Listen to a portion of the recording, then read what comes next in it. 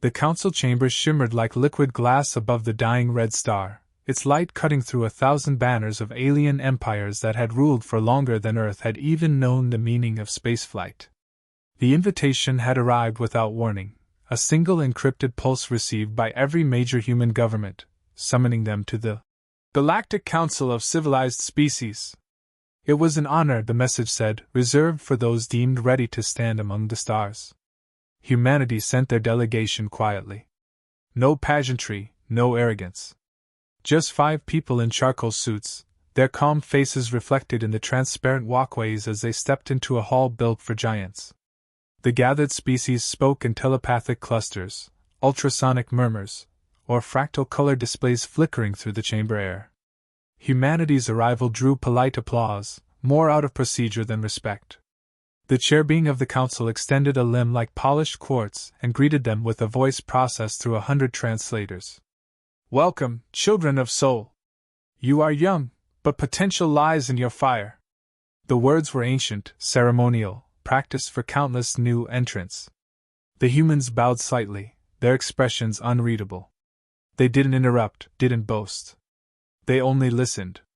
Around them, whispers rippled through the ranks of elder civilizations. They still breathe nitrogen, one delegate murmured. They still burn chemical fuels, another laughed. Primitive mammals, someone added. Clever enough to build but too fragile to survive.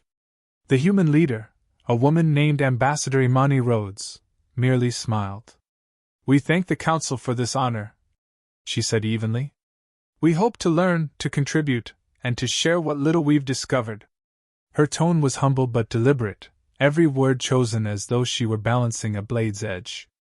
As the formalities faded, humans began doing what humans did best, observing.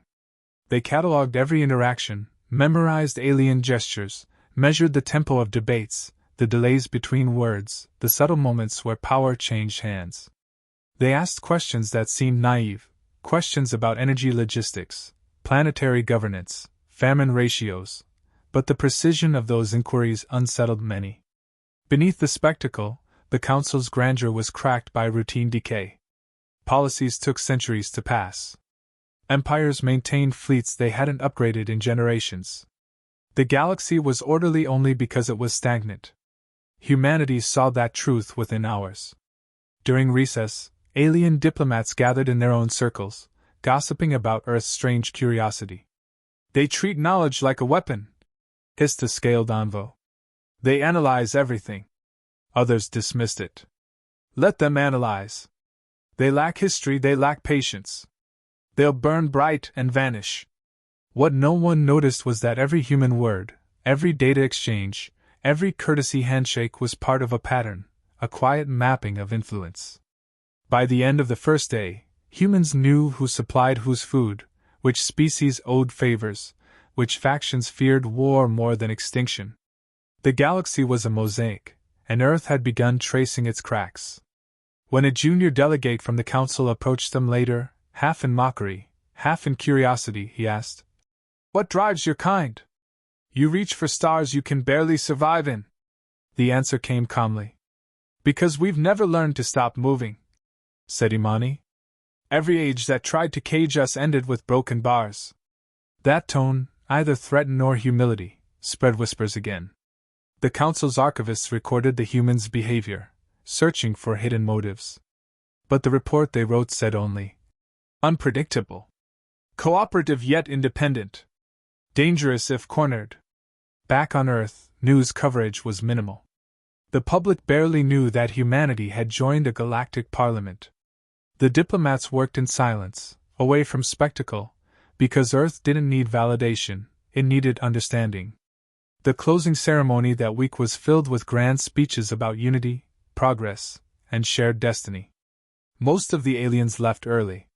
The humans stayed until the final word, noting which factions applauded, which looked away, which avoided commitment.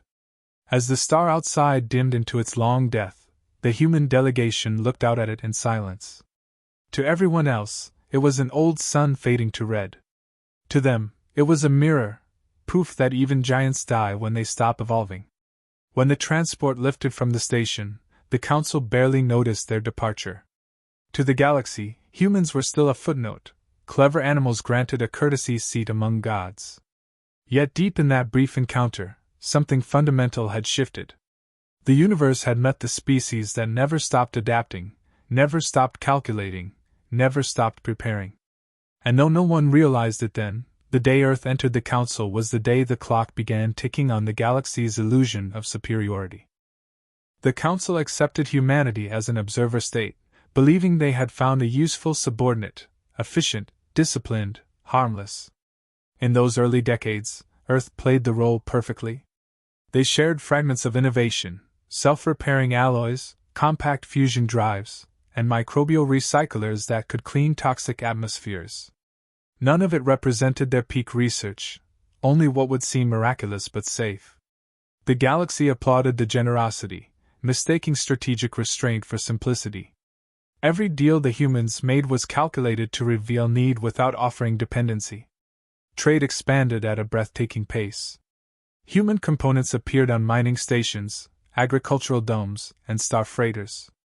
A generation later, half the Council's industrial infrastructure ran on Terran parts. They functioned longer, demanded less maintenance, and adapted even in extreme climates. Alien engineers studied the blueprints in confusion. The designs had redundancies for dust, radiation, moisture, fail-safes for conditions most advanced species considered improbable. "You build for failure," one technician remarked. The human scientist smiled. "We build for life. It fails often." That pragmatic philosophy spread quietly, unsettling those who saw order as perfection. To the bureaucratic heart of the Council, humanity's adaptability looked untidy. But when a solar flare crippled an outer colony, human freighters arrived first with modular reactors and food printers. When a biovirus broke containment in the Kellan sectors, human midships crossed quarantine lines to stabilize populations others had abandoned. They never demanded credit. They simply repaired, rebuilt, and left. The Council began to notice that crises ended wherever human ships appeared. Respect grew among the fringes, the working species, traders, and miners who saw humans as equals. The elite remained dismissive, claiming Earth's usefulness stemmed from desperation rather than wisdom. Yet behind the polite laughter, economic dependence deepened. The Council's logistics algorithms quietly prioritized Terran products. Without them, entire supply chains would collapse. Humanity had infiltrated the galaxy's bloodstream through competence alone. Meanwhile, Terran diplomats cultivated patience as policy. They hosted cultural exchanges, but every handshake doubled as data collection. They learned the histories of minor races, the prejudices of great houses, the rivalries buried beneath centuries of etiquette. Human linguists decrypted dialects that even AI translators couldn't parse, finding meaning in pauses, tonal shifts, and silences. They used it not for manipulation but understanding, because control followed naturally from comprehension. Within 50 years, small member worlds began petitioning for trade treaties directly with Earth instead of through the Central Council. The motion was technically legal, though politically insulting. Humanity signed without hesitation. Trade became alliance, alliance became trust. Quietly, new routes emerged that bypassed the Council's bureaucracy entirely. The Senate debated sanctions but feared losing the efficiency humanity provided. The first real sign of fear appeared during the Logan Address. Standing before hundreds of alien delegates, Ambassador Rhodes' successor summarized Earth's philosophy in a single line. "We survive because we prepare for everything to go wrong." The chamber fell silent. To most species, disaster was theoretical, something to avoid through tradition or divine luck. To humanity, it was routine, an inevitability. The phrase echoed for years, dissected, criticized, admired. What began as partnership evolved into dependence. The Council's fleets adopted human repair protocols. Its hospitals used Earth-grown nanites. Its databanks stored human encryption layers. Humanity never demanded control, yet they became indispensable. Every system that touched them grew faster, more stable, more resilient. The Council congratulated itself for wisely guiding a young race to maturity, unaware that the balance of power had already shifted. From orbit, Earth remained humble, a small blue sphere, unthreatening among the stars. Yet its influence reached from one arm of the galaxy to the next. Generations of aliens grew up knowing that when systems failed, humans arrived. When negotiations stalled, humans mediated. When war threatened, humans reasoned it down before it began. And somewhere deep in the Council's archives, an analyst finally noted what everyone sensed but refused to name: every species that worked with Earth grew stronger, while the Council itself grew weaker. The change was invisible until it was irreversible. What began as silent cooperation had turned into quiet leadership. The galaxy had mistaken kindness for servitude and caution for smallness. Humanity hadn't conquered anything, it simply became the framework others needed to survive.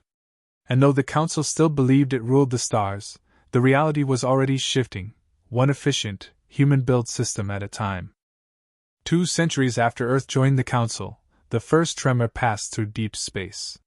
It was faint, mathematical, yet wrong in every measurable way. Human sensors caught it weeks before anyone else, a gravitational pulse with no orbit, no source, moving like a ripple through vacuum itself. The Council dismissed it as a calibration fault. Humans disagreed. Their models predicted something vast approaching from beyond the galactic rim, but when they presented the data to the Assembly, laughter filled the chamber. The elder species insisted that nothing existed beyond the mapped voids. "Your instruments see illusions," one chancellor said. "Fear has corrupted your equations." The human delegation didn't argue. They left the chamber and transmitted the findings to every research station under Earth's influence. Warnings spread across the colonies: update defenses, expand manufacturing, prepare for supply disruptions. The orders were discreet, couched as routine maintenance. Humans knew from experience that panic achieved nothing, but preparation changed everything. Within a year, new shipyards appeared along the outer sectors, their stated purpose: commercial expansion. In truth, they were fortresses disguised as industry. Meanwhile, the anomaly drew closer.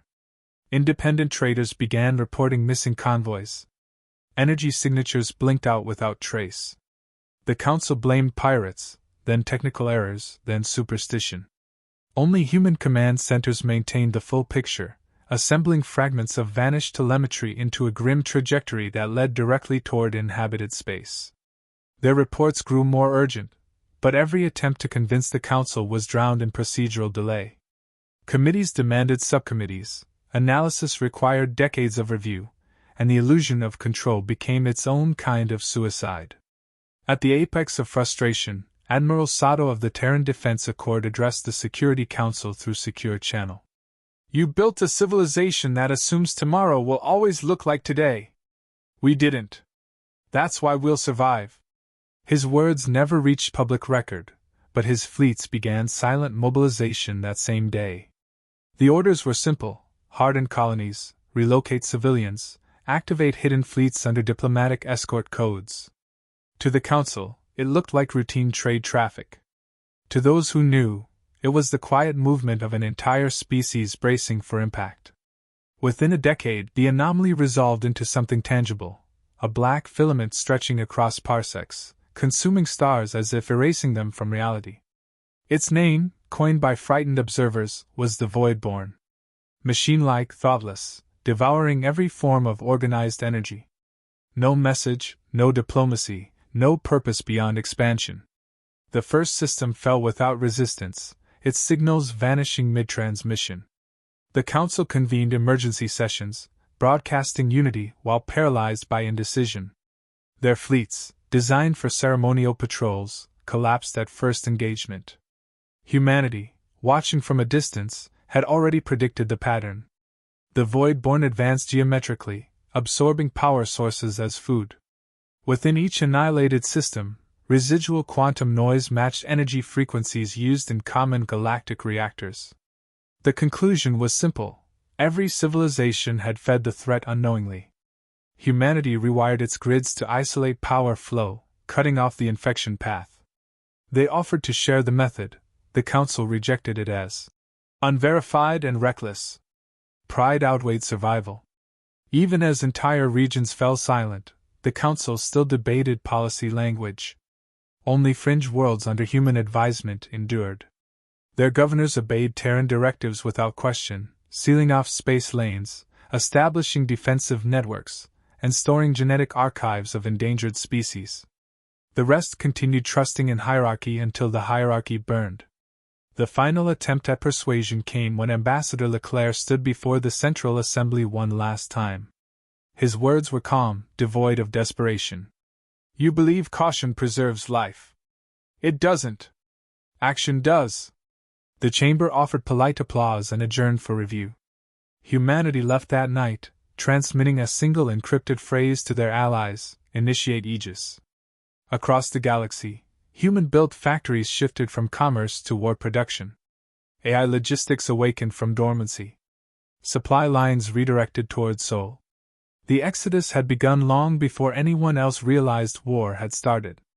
And while the Council drowned in ceremony, the species they once mocked began quietly preparing to fight for everyone's survival, alone if necessary.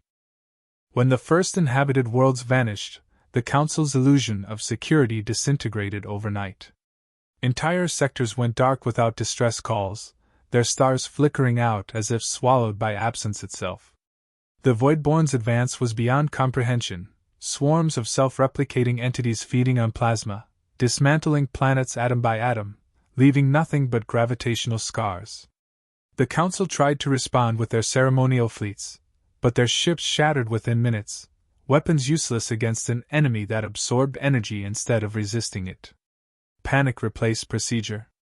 Empires closed their borders, diplomats fled, and the great chamber that once echoed with arrogance filled only with silence. Earth, however, moved with precision. The mobilization that had begun years earlier unfolded flawlessly. Civilian transports became evacuation vessels, orbital docks became shipyards, and hidden caches of materials seeded through Allied systems turned into lifelines. Human fleets operated without announcement or demand for recognition. While the Council argued about jurisdiction, Terran commanders mapped evacuation routes, triaged populations, and deployed drones to guide survivors through debris fields. Their ships were smaller, denser, built for endurance rather than spectacle. Each carried modular cores capable of independent warp recovery, allowing them to fight, retreat, and rebuild within hours. Across the dying rim, refugees described the same phenomenon, a gray void spreading like infection, consuming light, leaving silence. Human vessels would appear just before the collapse, beam survivors aboard, and vanish again before the darkness arrived. No one saw how they coordinated. Communication arrays were encrypted beyond Council comprehension. To the terrified, it looked like omniscience. To the humans, it was logistics perfected through centuries of failure on their own world. They had turned survival into mathematics. The turning point came when the Council's capital system itself was threatened. For the first time, every surviving species transmitted pleas for help, not to their Senate, but to Earth. Within hours, Terran fleets jumped in system. The contrast was staggering. The Voidborn moved like a consuming tide. The humans responded with synchronized precision, their warships releasing clouds of microsatellites that distorted gravity and redirected the flow of stellar energy. When conventional weapons failed, they deployed singularity torpedoes, artificial black holes that imploded the enemy's formation, collapsing thousands of drones into fragments. Even the Council's oldest tacticians had never witnessed warfare executed with such restrained violence. Reports spread faster than the war itself. Planets once hostile to human influence now broadcast messages of gratitude. For the first time in recorded galactic history, multiple civilizations obeyed Terran command directives without debate. Humanity didn't seek titles, territories, or tribute, they demanded only compliance. Under unified coordination, defenses held. Supply chains stabilized. The galaxy rediscovered order, but under a different flag. The Council tried to reassert control through decrees, but no one listened. Their envoys arrived at command stations only to find human officers already managing joint operations with alien captains. The hierarchy that had lasted millennia dissolved quietly, replaced by merit measured in results. Even ancient empires that once mocked humanity adopted Terran discipline. The galaxy that once viewed humans as reckless now followed their orders as law. The war lasted 3 decades. Each system reclaimed by the Alliance bore human architecture, human strategy, and human sacrifice. They rebuilt what they saved, leaving behind relay stations and defense grids that could operate autonomously for centuries. The Void-born fell not because of superior firepower, but because humanity refused to surrender to panic. Every setback became a study, every loss a lesson, every victory a foundation for the next. By the end, the threat was extinguished, the void receded, and the stars burned clear again. When the final transmission confirmed the last enemy collapse, Earth didn't celebrate. Their fleets simply powered down and began rescue operations for those they'd saved. The Council tried to claim victory, but history remembered who had acted while others hesitated. Humanity hadn't conquered the galaxy, it had protected it. Yet the quiet efficiency of their success frightened the survivors more than the enemy ever had. They had seen what humans could do when no one else could act, and they would never forget it. When the war ended, the galaxy stood in stunned quiet. The darkness was gone, yet no one celebrated. Entire constellations lay hollow, civilizations reduced to wandering fleets dependent on Terran infrastructure for oxygen, power, and food. Earth's fleets lingered among the ruins, methodically rebuilding the essentials, water systems, data archives, seed vaults, before moving on without ceremony. The Council, once the core of all governance, reconvened in a fractured chamber surrounded by empty seats. Half its members were extinct. The survivors arrived under armed escort, guided by human vessels that orbited nearby in silent vigilance. For the first time, the Council felt its insignificance. Humanity's representatives didn't posture or demand tribute. They presented data instead, lists of surviving colonies, rebuilt outposts, and restored communications. They gave every rescued species the same offer: self-sufficiency through cooperation. No empire privileges, no hierarchy. Many accepted out of gratitude, others from fear. The truth was impossible to ignore: without human logistics, nothing functioned. Hyperlanes ran on Terran calibrations, medical stations relied on Earth nanotechnology, and the new defense networks operated on codes only Terran engineers could maintain. Power had shifted without a declaration, and everyone knew it. The Council's chair attempted to reaffirm authority, declaring a unified reconstruction mandate. Humanity declined to participate. "We've done our part," said the Terran envoy. "The galaxy is stable again. Our task was survival, not dominion." The statement sounded humble, but it caused uproar. Economies tied to Terran trade feared collapse if Earth withdrew. Fleet commanders from other species requested permanent joint operations, unable to maintain order alone. Panic spread through the markets, through command structures, through every layer of a civilization that realized its existence depended on those who wanted nothing in return. Speculation turned to paranoia. Conspiracy networks claimed the humans' planned ascension to a higher plane, abandoning the material universe. Religious sects called them the architects of continuance. Historians began rewriting doctrine around them. To the public, the withdrawal looked divine, saviors leaving after cleansing creation. To politicians, it looked like the end of control. The word panic became literal as trade routes stalled and communications faltered. Humanity's absence was felt in every unprocessed signal, every unfulfilled shipment. From Earth, the final transmission arrived across all channels simultaneously. It contained no threats, no boasts, only a simple declaration: asterisk. "We did what had to be done. The path ahead belongs to those who remain. Learn or fade." Asterisk, then silence. Human vessels disengaged from orbiting docks and formed long convoys around the Soul Gate, a network of dimensional rifts designed during the war. They entered formation, ignited drives, and vanished beyond measurable space. The sudden vacuum of their departure felt like gravity itself had changed direction. Galactic leadership scrambled to maintain order, but their systems faltered one after another. Terran AI assistants went dormant, networks timed out, and trade convoys failed to synchronize. Species that had once mocked humanity's persistence now found themselves crippled by its absence. Meetings were called, alliances proposed, treaties rewritten, all to fill the void of the departed species that had kept the universe alive. None succeeded. Without human oversight, even the Council's protocols degraded. Decades later, stories replaced facts. To some, the humans had transcended to another dimension. To others, they had fled to avoid corruption. Yet across the stars, their monuments endured, silent orbital rings circling dead worlds, engraved with phrases of warning and remembrance. One inscription became universal scripture, asterisk. We stood when no one else would. Asterisk. It was both a reminder and a curse. Every surviving species measured itself against that sentence and found inadequacy. The universe adapted slowly, painfully, learning to operate without its reluctant guardians. But beneath the lingering fear lay something more profound, a recognition that the species dismissed as young had not only saved existence but defined its standard.